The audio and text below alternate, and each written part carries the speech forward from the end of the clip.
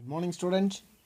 So, in today's session, we will be discussing about the financial and non-financial incentive. Okay, so financial or non-financial incentive. So, when coming to incentive, it is very important that each and every employee in the organization has to be motivated. So, in order to motivate the employee in the organization, certain amount of incentives have to be really provided. Yes, so when certain amount or when the incentives are provided to the employee for the work which they are doing, yes, for the effort or dedication which they are putting on to that particular work.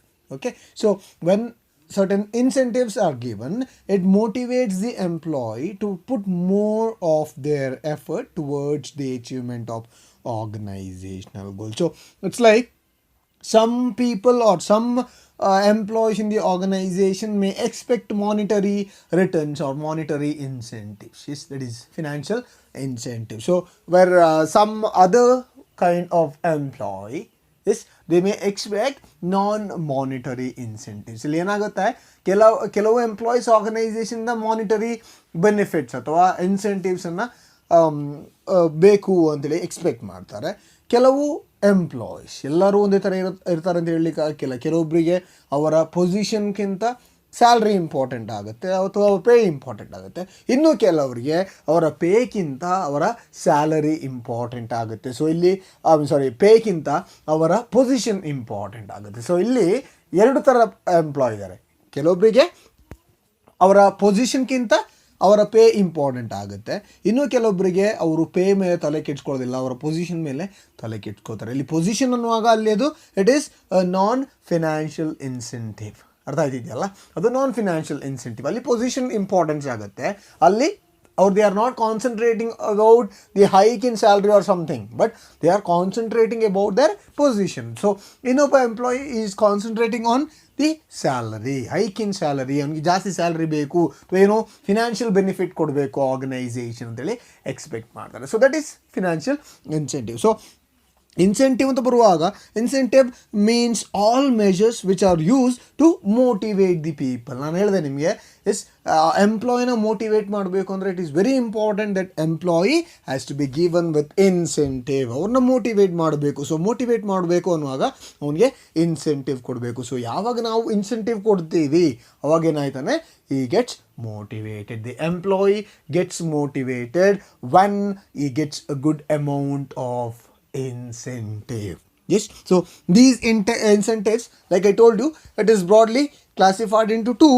That is, one is financial incentive, the other one is non-financial incentive. So financial incentive ಅಂತ ಹೇಳುವಾಗ ನಾನು ಹೇಳಿದೆ, yes, existing economic system ಇರ್ಬೋದು, money has become the a means to satisfy the physical needs of daily life, as also of obtaining social position and power. So money plays a very prominent role. Yes, like I told you, it becomes a physical or main important matter or main important thing. Money becomes a main means to satisfy the physical needs of the daily life and also for obtaining social position and power. So ಸೊಸೈಟಿಯಲ್ಲಿ position ಬೇಕು, power ಬೇಕು ಅಂದರೆ ಅಲ್ಲಿ ಮನಿ ತುಂಬ important ಆಗುತ್ತೆ.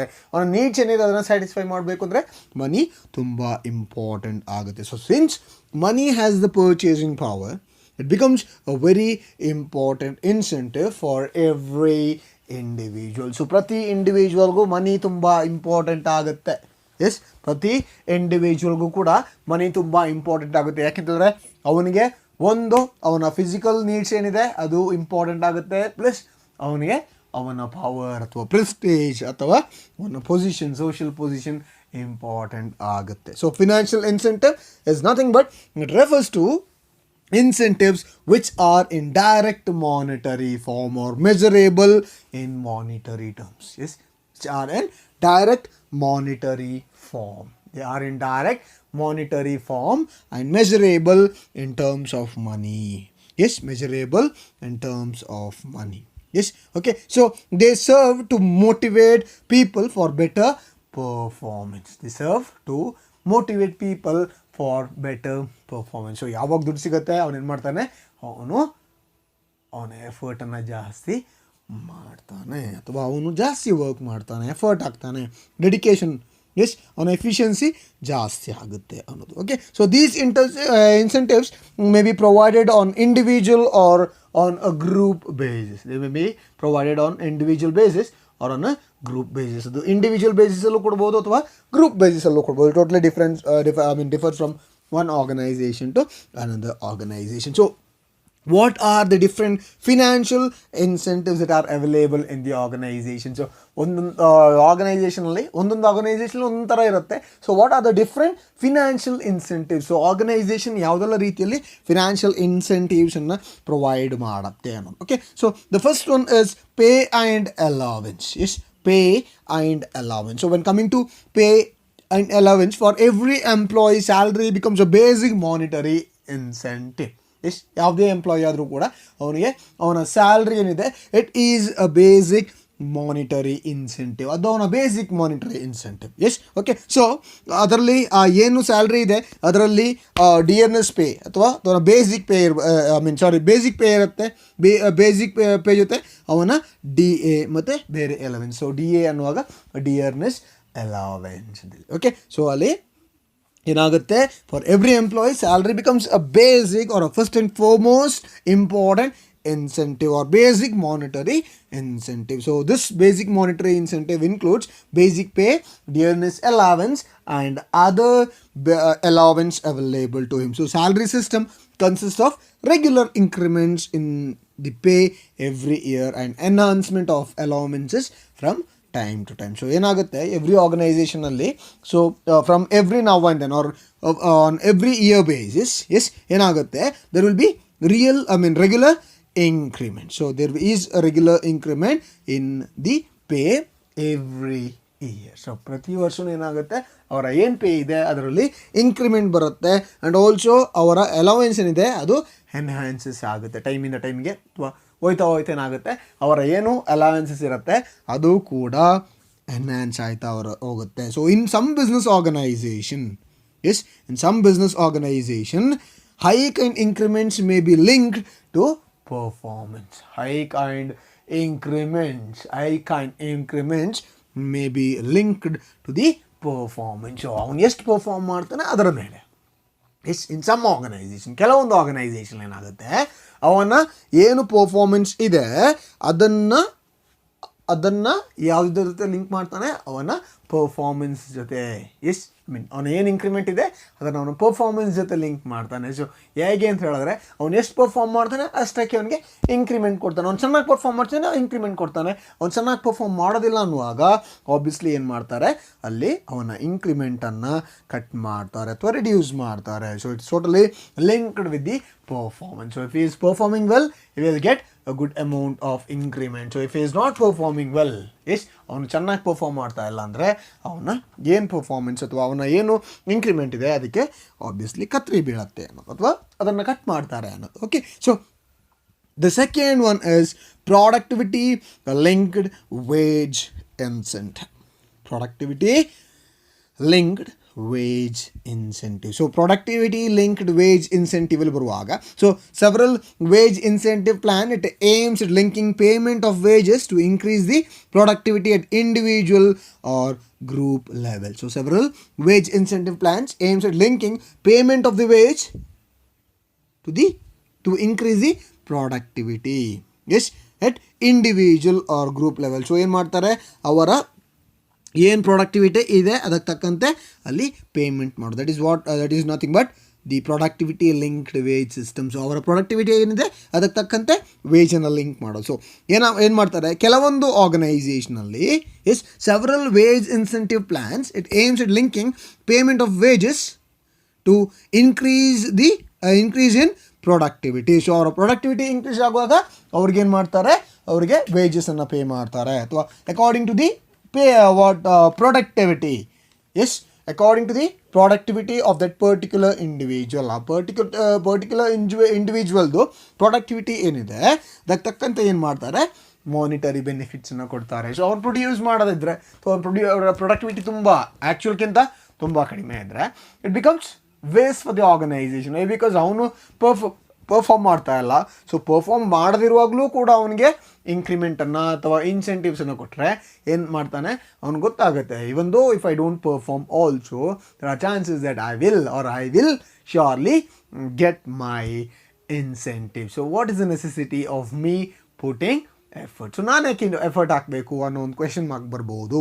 So ಏನು ಮಾಡ್ತಾರೆ, ಅವನ ಏನು ಪ್ರೊಡಕ್ಟಿವಿಟಿ ಇದೆ, ಅವನು ಏನು ಪ್ರೊಡ್ಯೂಸ್ ಮಾಡ್ತಾನೆ, ಸೊ ಅವನ ಪ್ರೊಡಕ್ಟಿವಿಟಿ ಕೆಪಾಸಿಟಿಗೆ ತಕ್ಕಂತೆ ಏನು ಮಾಡ್ತಾರೆ, ಅವನಿಗೆ ವೇಜಸನ್ನು ಪ್ರೊವೈಡ್ ಮಾಡ್ತಾರೆ. S okay. So the third one is bonus. Yes, okay, bonus. So ನೀವು ಕೇಳಿರ್ಬೋದು, you might have heard about a word bonus. So bonus is nothing but an incentive offered over and above the wage or salary of the employee. So ಅವನ salary ಏನಿದೆ ಅದರ ಮೇಲೆ ಕೆಲವೊಂದು ಬೆನಿಫಿಟ್ಸನ್ನು ಕೊಡೋದಕ್ಕೆ, S, ಅಥವಾ ಇನ್ಸೆಂಟಿವನ್ನು ಕೊಡೋದಕ್ಕೆ, ಅದಕ್ಕೆ ಬೋನಸ್ ಅಂತೇಳಿ ಹೇಳ್ತಾರೆ. Okay. So bonus is nothing but a incentive offered over and above the salary of an employee. So employee ಸ್ಯಾಲರಿಗಿಂತ ಜಾಸ್ತಿ ಅಥವಾ ಅವನ ಸ್ಯಾಲರಿಯ ಮೇಲೆ ಏನು ಪೇ ಮಾಡ್ತಾರೆ ಅದಕ್ಕೆ ಬೋನಸ್ ಅಂತೇಳಿ ಹೇಳ್ತಾರೆ. ಅರ್ಥ ಆಯ್ತಿದೆಯಲ್ಲ? ಸೊ ಇಲ್ಲಿ ಕೆಲವೊಂದು organization, some organizations they pay bonus to the employees. Okay. Where in some other organization, so ಎಲ್ಲ ಆರ್ಗನೈಸೇಷನ್ ಬೋನಸನ್ನು ಪೇ ಮಾಡ್ತಾರೆ ಅಂತ ಹೇಳಲಿಕ್ಕಾಗೋದಿಲ್ಲ. ಓಕೆ. ಸೊ ಕೆಲವೊಂದು ಆರ್ಗನೈಸೇಷನ್ಸ್ ಏನು ಮಾಡ್ತಾರೆ, ಬೋನಸನ್ನು ಪೇ ಮಾಡ್ತಾರೆ. ಇನ್ನು ಕೆಲವು organizations they may not pay, it's left to the organisation. So bonus ಅನ್ನೋದು ಇಟ್ಸ್ ಲೈಕ್ ಆ ಕಂಪನಿದು ಏನು ಪ್ರಾಫಿಟ್ ಇರುತ್ತೆ, part of profit will be distributed among the employees of the organization in the form of bonus. Yes okay. So ನೀವು ಕೇಳಿರ್ಬೋದು, Deepavali bonus ಕೊಡ್ತಾರೆ ಅಥವಾ Dasara bonus ಕೊಡ್ತಾರೆ. It's like part of the profit will be shared with the employee. So employee ಜೊತೆ ಏನು ಮಾಡ್ತಾರೆ, ಆ ಕಂಪನಿದು ಪಾರ್ಟ್ ಆಫ್ ದಿ ಪ್ರಾಫಿಟನ್ನು ಶೇರ್ ಮಾಡ್ತಾರೆ. The share a part of the profit with the company ಜೊತೆ ಒಂದು ಪಾರ್ಟ್ ಆಫ್ ಪ್ರಾಫಿಟನ್ನು ಶೇರ್ ಮಾಡೋದಕ್ಕೆ ಬೋನಸ್ ಅಂತೇಳಿ ಹೇಳ್ತಾರೆ. Okay. So next one is profit sharing. Yes, profit sharing. So what is this profit sharing? So profit sharing is meant to provide a share to employees in the profits of the organization. It is meant to provide a share to the employee in the profits of the organization. Okay. So when coming to profit, it serves to motivate the employee to improve the performance and contribute to increase in profit. So ಇಲ್ಲಿ bonus ಮತ್ತು profit sharing ಅಲ್ಲಿ ಏನು difference ಏನಿಲ್ಲ. So ಏನಾಗುತ್ತೆ, ಇಲ್ಲಿ part of dividend ಏನಿರುತ್ತೆ ಅದನ್ನು ಏನು ಮಾಡ್ತಾರೆ, ಬೋನಸಲ್ಲಿ ಶೇರ್ ಮಾಡ್ತಾರೆ. ಓಕೆ. ಸೊ ಅಲ್ಲಿ ಪಾರ್ಟ್ ಆಫ್ ಡಿವಿಡೆಂಡ್ ಅಂತ ಹೇಳುವಾಗಲೂ ಅಲ್ಲಿ ಪ್ರಾಫಿಟ್ ಶೇರಿಂಗು ಏನು ಡಿಫ್ರೆನ್ಸ್ ಏನಿಲ್ಲ, both are one and the same. ಇಲ್ಲಿ ಬೋನಸ್ ಮತ್ತು ಪ್ರಾಫಿಟ್ ಶೇರಿಂಗ್ ಎರಡು one and the same. So profit sharing is meant to provide a share to employees in the profits of the organization. So ಬೋನಸಲ್ಲಿ ಏನು ಮಾಡ್ತಾರೆ, ಇದನ್ನೇ ಮಾಡ್ತಾರೆ. ಅಂದರೆ ಏನು ಪ್ರಾಫಿಟ್ ಇದೆ ಅದೊಂದು part of the profit, or part of the profit will be distributed among the employees in the organization. So what happens here is like the employee gets motivated, or this is done in order to motivate the employee or to improve their performance, yes, so that they can contribute towards increase in the profit. So profit ಅನ್ನು increase ಮಾಡಲಿಕ್ಕೆ ಏನು ಮಾಡ್ಬೋದು, ಅವರು help ಮಾಡಬಹುದು. they can help towards increasing the profit of the organization. So organization ಏನು profit ಇದೆ ಅದಕ್ಕೆ ಇವರು ಹೆಲ್ಪ್ ಮಾಡ್ಬೋದು. Yes, they will put effort. Why? Because they are getting something extra in return. Yes, ಅವ್ರು ಕೆಲಸ ಮಾಡುವಾಗ ಅವ್ರಿಗೇನೋ ರಿಟರ್ನ್ ಸಿಗುತ್ತೆ ಅಥವಾ ಅವ್ರಿಗೆ ಇನ್ಸೆಂಟಿವ್ಸ್ನ ಕೊಡ್ತಾರೆ. So this improves the performance in the organisation. Okay. So the next one is co-partnership. So when coming to co-partnership or stock option, yes, so ಅದನ್ನ co-partnership ಅನ್ನು ಸ್ಟಾಕ್ ಆಪ್ಷನ್ ಅಂತೇಳಿ ಬೇಕಾದ್ರೆ ಅಂತಲೂ ಕರೀತಾರೆ. So under this incentive scheme, employees are offered company shares at a set price which is lower than the market price. So market price ಏನಿರುತ್ತೆ is ಏನು shares ಇದೆ ಆ ಶೇರ್ಸ್ದು ಮಾರ್ಕೆಟ್ ಪ್ರೈಸ್ ಏನಿರುತ್ತೆ ಆ ಮಾರ್ಕೆಟ್ ಪ್ರೈಸ್ಗಿಂತ ಕಡಿಮೆಗೆ ಏನು ಮಾಡ್ತಾರೆ, ಅವರಿಗೆ ಶೇರ್ಸನ್ನು ಕೊಡ್ತಾರೆ. ಯಾರಿಗೆ ಶೇರ್ಸನ್ನು ಕೊಡ್ತಾರೆ? ಎಂಪ್ಲಾಯೀಸ್ಗೆ ಶೇರ್ಸನ್ನು ಕೊಡ್ತಾರೆ.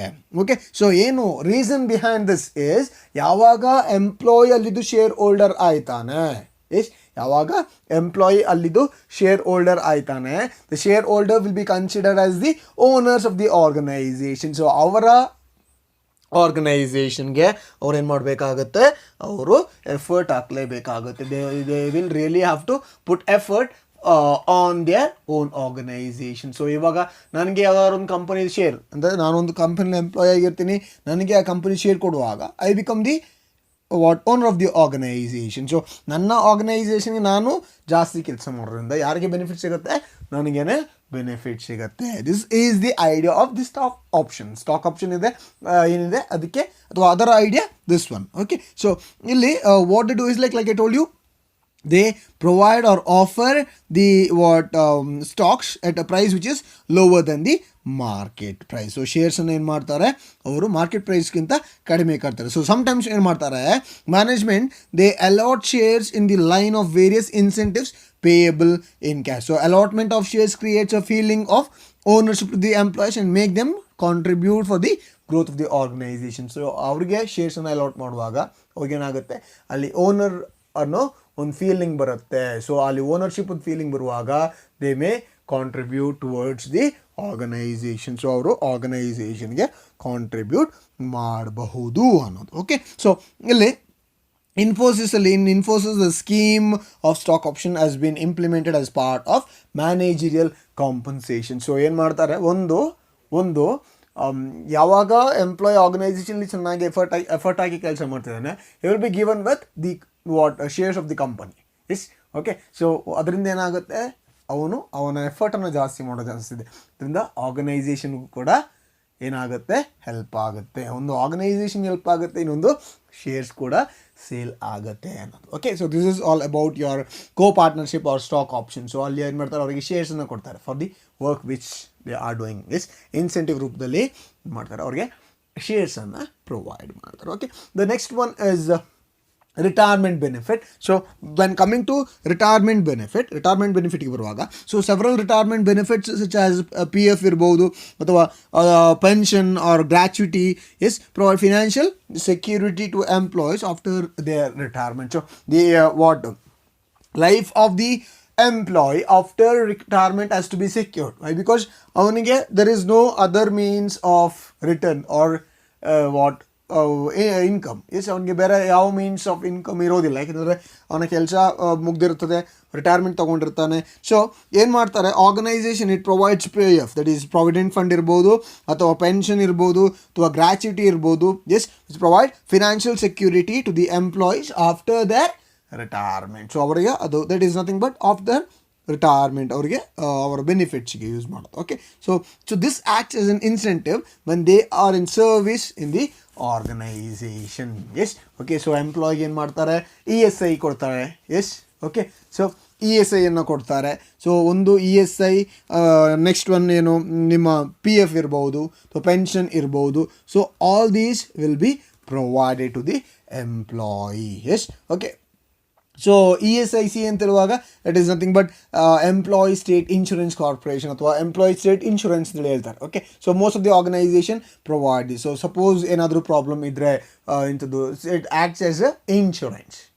Okay, so it acts as a insurance which can be used for the family as well. ಬರೀ ಆ ಎಂಪ್ಲಾಯಿ ಅಲ್ಲ, ಎಂಪ್ಲಾಯಿ ಫ್ಯಾಮಿಲಿಯು ಕೂಡ ಏನು ಮಾಡ್ಬೋದು, ESI ಅಥವಾ ಎಂಪ್ಲಾಯಿ ಸ್ಟೇಟ್ ಇನ್ಶೂರೆನ್ಸ್ಗೆ ಅಪ್ಲೈ ಅಥವಾ they are eligible for that. Okay, so this is a government owned organization, that is employee state insurance that is ESI is a government owned corporation.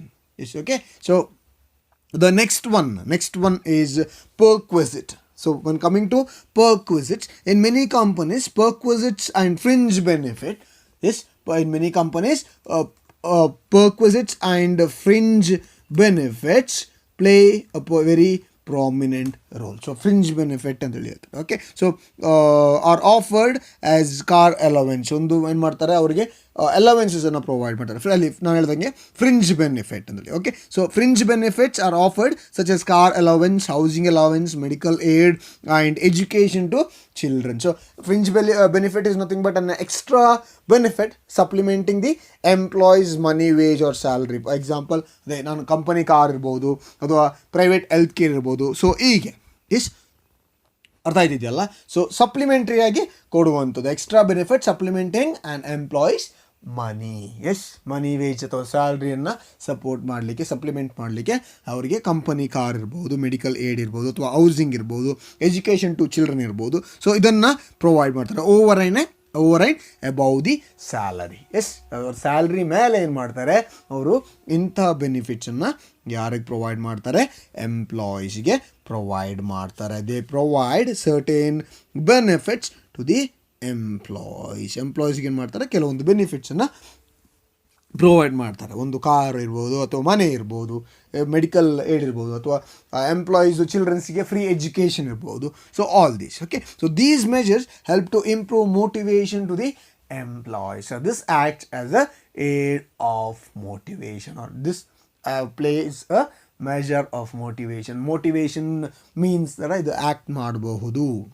Okay, so this measures help to provide motivation to the employee. ಸೊ employee free car ಕೊಡ್ತಾರೆ ಆ ಕಡೆ ಈ ಕಡೆ ಓಡಾಡಲಿಕ್ಕೆ, ಅಥವಾ ಅವರ ಮಕ್ಕಳಿಗೆ free education ಕೊಡ್ಬೋದು, ಅಥವಾ ಮೆಡಿಕಲ್ ಏಡನ್ನು ಕೊಡ್ಬೋದು. ಓಕೆ, ಸೊ ಇದನ್ನೆಲ್ಲ ಏನು ಮಾಡ್ತಾರೆ, ಇದನ್ನೆಲ್ಲ ಫ್ರಿಂಜ್ ಬೆನಿಫಿಟ್ ಅಂತೇಳಿ ಹೇಳ್ತಾರೆ. Okay, so if you want some more examples for fringe benefit, so some of the common examples are like what fringe benefits are: health insurance ಇರ್ಬೋದು, workers compensation, retirement plans ಇರ್ಬೋದು, ಅಥವಾ family and medical leave ಇರ್ಬೋದು. Okay, so all these are what examples for fringe benefit. All these are examples for fringe benefit. Okay, so the next concept is non-financial incentive. When coming to non-financial incentive, so non-financial incentive alla helide, so all those incentives which plays or which can be measured in terms of money, ಅಥವಾ monetary terms ಅಲ್ಲಿ ಯಾವುದನ್ನು measure ಮಾಡಲಿಕ್ಕಾಗುತ್ತೆ. Monetary ಟರ್ಮ್ಸಲ್ಲಿ ಯಾವುದನ್ನು measure ಮಾಡಲಿಕ್ಕಾಗುತ್ತೆ ಅದನ್ನು ನಾವು ಏನು ಅಂತ ಹೇಳ್ತೀವಿ, financial incentives ಅಂತ ಹೇಳ್ತೀವಿ. ಓಕೆ, ಸೊ ಅದರಲ್ಲಿ ಪೇ ಆ್ಯಂಡ್ ಅಲವೆನ್ಸಸ್ ಇರ್ಬೋದು. ಸೊ ಅದು ಮಾನಿಟರಿ ಟರ್ಮ್ಸಲ್ಲಿ ಮೆಷರ್ ಮಾಡ್ಬೋದು. ಸೊ ಪ್ರೊಡಕ್ಟಿವಿಟಿ ಲಿಂಕ್ಡ್ ವೇಜ್ ಇರ್ಬೋದು, ಅಥವಾ ಬೋನಸ್ ಇರ್ಬೋದು, ಪ್ರಾಫಿಟ್ ಶೇರಿಂಗ್ ಇರ್ಬೋದು, ಅಥವಾ ಕೋ ಪಾರ್ಟ್ನರ್ಶಿಪ್ ಅಥವಾ ಸ್ಟಾಕ್ ಆಪ್ಷನ್ ಇರ್ಬೋದು. ರಿಟೈರ್ಮೆಂಟ್ ಬೆನಿಫಿಟ್ಸ್ ಇರ್ಬೋದು, ಅಲ್ಲಿ ಕೂಡ ಮಾನಿಟರಿ ಟರ್ಮ್ಸ್ ಇದೆ. ಅಲ್ಲಿ ಕೂಡ ಅದನ್ನು ಮಾನಿಟರಿ ಫಾರ್ಮಲ್ಲಿ ಏನು ಮಾಡ್ಬೋದು, ಮೆಷರ್ ಮಾಡ್ಬೋದು. ರಿಟೈರ್ಮೆಂಟ್ ಬೆನಿಫಿಟ್ಸ್ ಇದೆ. ರಿಟೈರ್ಮೆಂಟ್ ಬೆನಿಫಿಟ್ಸ್ ಇದೆ. ಸೊ ಪರ್ಕ್ವಿಸಿಟ್ಸ್ ಇದೆ. So all these are monetary terms. All these are monetary terms. So but when coming to this one, that is non-monetary terms, they are like the terms which are not measured in terms of money. ಅಲ್ಲಿ ಏನು ಮಾಡ್ಲಿಕ್ಕೆ ಆಗಿಲ್ಲ, monetary terms ಅಲ್ಲಿ ಅದನ್ನು measure ಮಾಡ್ಲಿಕ್ಕೆ ಆಗೋದಿಲ್ಲ. So all the needs of individuals are not satisfied by money alone. So ಎಲ್ಲ ನೀಡ್ಸನ್ನು ಮನಿಯಿಂದ ಸ್ಯಾಟಿಸ್ಫೈ ಮಾಡಲಿಕ್ಕೆ ಆಗೋದಿಲ್ಲ. ಅರ್ಥ ಆಯ್ತಿದೆಯಲ್ಲ, ಎಲ್ಲ ಹ್ಯೂಮನ್ ನೀಡ್ಸನ್ನು ಮನಿಯಿಂದ ಸ್ಯಾಟಿಸ್ಫೈ ಮಾಡಲಿಕ್ಕಾಗೋದಿಲ್ಲ. ದುಡ್ಡಿಂದ ಅವನ ಎಲ್ಲ ನೀಡ್ಸನ್ನು ಸ್ಯಾಟಿಸ್ಫೈ ಮಾಡಲಿಕ್ಕಾಗೋದಿಲ್ಲ. ಓಕೆ, ಸೊ ಅಲ್ಲಿ ಫಿಸಿಯೋಲಾಜಿಕಲ್ ನೀಡ್ಸ್ ಇರ್ಬೋದು, ಸೋಷಿಯಲ್ ನೀಡ್ಸ್ ಇರ್ಬೋದು, ಅಥವಾ ಏನು ಎಮೋಷ್ನಲ್ ಫ್ಯಾಕ್ಟರ್ಸ್ ಇರ್ಬೋದು. ಸೊ ಇದನ್ನೆಲ್ಲ ನಾವು ಮನಿಯಿಂದ ಸ್ಯಾಟಿಸ್ಫೈ ಮಾಡ್ಕೊಳ್ಳಿಕ್ಕಾಗೋದಿಲ್ಲ. ಒಂದು physiological okay, so sorry not physiological, psychological needs. Psychological needs ಇರ್ಬೋದು, ಸೋಷಿಯಲ್ ನೀಡ್ಸ್ ಇರ್ಬೋದು, ಇಮೋಷ್ನಲ್ ಫ್ಯಾಕ್ಟರ್ಸ್ ಇರ್ಬೋದು. So they all play very important role in providing motivation. They all play a very important role in providing motivation. ಇಲ್ಲೇನಾಗುತ್ತೆ, ಅಲ್ಲಿ monetary ಫಾರ್ಮ್ಸನ್ನು ಬಿಟ್ಟು ಇಲ್ಲಿ ಕೆಲವೊಂದು ನಾನ್ monetary things ಏನಿದೆ ಅಥವಾ incentives ಏನಿದೆ, they also play a very prominent roll. ನಾನು ಹೇಳಿದಾಗೆ ಎಲ್ಲ ವಿಷಯವನ್ನು ಅಥವಾ ಎಲ್ಲವನ್ನು ಮನೆಯಿಂದ ಕೊಂಡ್ಕೊಳ್ಳಲಿಕ್ಕೆ ಅಥವಾ ದುಡ್ಡಿನಿಂದ ಕೊಂಡ್ಕೊಳ್ಳಲಿಕ್ಕೆ ಸಾಧ್ಯ ಆಗೋದಿಲ್ಲ. ನಾನು ಹೇಳಿದಾಗೆ ಅಲ್ಲಿ ಸೈಕಲಾಜಿಕಲ್ ನೀಡ್ಸ್ ಇರ್ಬೋದು, ಅಥವಾ ಸೋಷಲ್ ಇರ್ಬೋದು, ಇಮೋಷನಲ್ ಫ್ಯಾಕ್ಟರ್ಸ್ ಇರ್ಬೋದು. Yes, so all this play a very prominent role in the in the motivation, or they play a very prominent role in providing motivation. So motivation ಅಲ್ಲಿ ಇವು ತುಂಬ important ರೋಲನ್ನು ಮಾಡುತ್ತೆ. S, okay. So ಏನಾಗುತ್ತೆ ಇಲ್ಲಿ, non monetary financial incentives mainly focus on these needs. Yes, they totally focus on these needs. So sometimes what happens is like monetary aspects may be involved in non-financial incentives as well. So ಏನಾಗುತ್ತೆ, ಕೆಲವೊಮ್ಮೆ monetary ಏನು aspects ಇದೆ ಅಥವಾ aspects ಇದೆ, ಅದು non financial ಇನ್ಸೆಂಟಿವ್ಸಲ್ಲೂ ಕೂಡ fill ಆಗಿರುತ್ತೆ. That is sometimes monetary aspects may be involved in non financial incentives. Non financial incentives ಒಳಗೂ ಕೂಡ ಮಾನಿಟರಿ ಫ್ಯಾಕ್ಟರ್ಸ್ ಇದ್ದೇ ಇರುತ್ತೆ. ಎಸ್, ಅರ್ಥ ಇದೆಯಲ್ಲ? ನಾನ್ ಫಿನಾನ್ಷಿಯಲ್ ಇನ್ಸೆಂಟಿವ್ಸ್ ಅನ್ನುವಾಗ ಅಲ್ಲಿ ಫಿನಾನ್ಸ್ದು ವಿಷಯಗಳೇ ಇಲ್ಲ ಅಂತಲ್ಲ, ಅಲ್ಲೇನಾಗುತ್ತೆ ಫಿನಾನ್ಷಿಯಲ್ದು ವಿಷಯಗಳು ಇದ್ದೇ ಇರುತ್ತೆ, ಬಟ್ ಅದು ಯಾವುದೇ ಕಾರಣಕ್ಕೆ ಅಲ್ಲಿ ಹೈಲೈಟ್ ಆಗೋದಿಲ್ಲ. Okay, so the emphasis is to provide psychological and emotional satisfaction rather than money driven satisfaction. Yes, it is to show the what are to provide psychological and emotional satisfaction. Yes, it is to provide psychological and emotional satisfaction. Psychological ಮತ್ತು emotional satisfaction. Yes, okay. So the work of this non-monetary to non-financial incentive is to provide psychological and emotional satisfaction rather than money-driven satisfaction. We are concentrating more on the non financial ಅಥವಾ ಏನು psychological ಅಥವಾ emotional factors ಇದೆ ಅದರ satisfaction ನಾವೇನು ಮಾಡ್ತೀವಿ, concentrate ಮಾಡ್ತೀವಿ. Okay, so if an individual is getting promotion in the organization. Yes, okay. So ಯಾವಾಗ ಒಂದು ಎಂಪ್ಲಾಯಿಗೆ ಆರ್ಗನೈಸೇಷನಲ್ಲಿ ಪ್ರಮೋಷನ್ ಆಗುತ್ತೆ, ಅವನಿಗೆ ಅದು ಸೈಕಲಾಜಿಕಲ್ ಸ್ಯಾಟಿಸ್ಫ್ಯಾಕ್ಷನ್ ಕೊಡುತ್ತೆ. Yes, okay. So he will have that happiness. Psychological ಏನಾಗುತ್ತೆ, ಈ ಫೀಲ್ಸ್ ಹ್ಯಾಪಿ. ಎಸ್, ಅವನಿಗೆ ಅವನ ಸ್ಟೇಟಸ್ ಇನ್ಕ್ರೀಸ್ ಆಗುತ್ತೆ, ಅವನ ಅಥಾರಿಟಿ ಇರ್ಬೋದು ಅಥವಾ ಜಾಬ್ ಚಾಲೆಂಜಸ್ ಇರ್ಬೋದು. ಸೊ ಇದೆಲ್ಲ ಇಂಪ್ರೂವ್ ಆಗುತ್ತೆ. ಓಕೆ, ಸೊ ಇನ್ನೊಂದು ವಿಷಯ ಏನು ಅಂತಂದರೆ, ಇಲ್ಲಿ ಅವನಿಗೆ ಜಾಸ್ತಿ ಇಂಪಾರ್ಟೆನ್ಸ್ ಅಥವಾ ಹ್ಯಾಪಿನೆಸ್ ಕೊಡೋದು ಅಥವಾ ಸೈಕಲಾಜಿಕಲಿ ಅವನಿಗೆ ಎಫೆಕ್ಟ್ ಮಾಡೋದು ಪ್ರಮೋಷನ್ ಅನ್ನೋದು. ಅವನಿಗೆ ಕೆಲವೊಮ್ಮೆ ಆ ಪ್ರಮೋಷನಿಂದ ನನಗೆ ಸ್ಯಾಲ್ರಿ ಹೆಚ್ಚಾಗುತ್ತೆ ಅನ್ನೋದ್ರ ಬಗ್ಗೆ ಅವನೇನು ಮಾಡೋದಿಲ್ಲ, ತಲೆ ಕೆಡ್ಸ್ಕೊಳ್ಳಿಕ್ಕೆ ಹೋಗೋದಿಲ್ಲ. I will not concentrate about the extra money. So the promotion, it involves payment of extra money.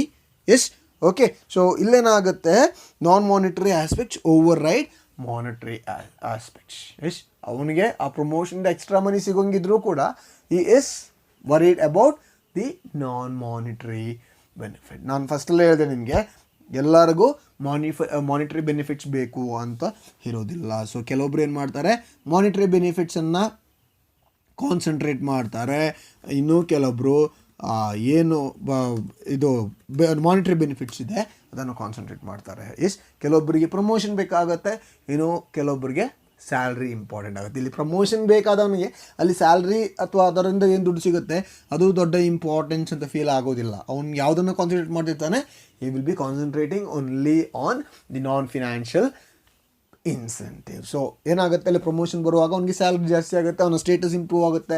S, okay. ಅವನ ಅಥಾರಿಟಿ ಏನಿದೆ ಅದು ಜಾಸ್ತಿ ಆಗುತ್ತೆ. ಸೊ ಇದೆಲ್ಲ ಜಾಸ್ತಿ ಆಗುತ್ತೆ. ಎಸ್, ಇದರಲ್ಲಿ there is A difference between monetary ಮತ್ತು ನಾನ್ ಮಾನಿಟರಿ ಅಲ್ವಾ.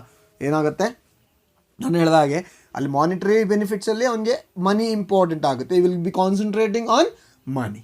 S, here under non financial incentive, so non-monetary incentive, we concentrate on the things which is or which provides psychological as well as emotional satisfaction. ಇಲ್ಲಿ psychological ಮತ್ತು emotional satisfaction important ಆಗುತ್ತೆ. ಇಲ್ಲಿ monetary aspects important ಆಗೋದಿಲ್ಲ.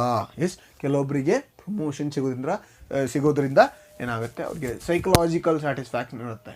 S, ನನಗೆ promotion ಸಿಕ್ತು, ಅದಕ್ಕೆ ಏನು ಮಾಡೋದಿಲ್ಲ ಅವರು ನನಗೆ ಪ್ರಮೋಷನ್ ಸಿಕ್ತು, ನನ್ನ ಸ್ಯಾಲ್ರಿ ಇನ್ಕ್ರೀಸ್ ಆಯಿತು ಅಂತ ಯೋಚನೆ ಮಾಡೋದಿಲ್ಲ, ಪ್ರಮೋಷನ್ ಸಿಕ್ತು ಅನ್ನೋದನ್ನು ಯೋಚನೆ ಮಾಡ್ತಾರೆ. So the concentrate are though promotion involves payment of extra money, non monetary aspect override the monetary aspect. ಇಲ್ಲಿ ನಾನ್ ಮಾನಿಟ್ರಿ ಆಸ್ಪೆಕ್ಟ್ ಏನು ಮಾಡುತ್ತೆ, ಮಾನಿಟ್ರಿ ಆಸ್ಪೆಕ್ಟನ್ನು ಓವರ್ ರೈಡ್ ಮಾಡುತ್ತೆ ಅಥವಾ ಓವರ್ಟೇಕ್ ಮಾಡುತ್ತೆ. So will discuss about this financial incentives, ಯಾವುದೆಲ್ಲ ನಾನ್ financial incentives ಇದೆ.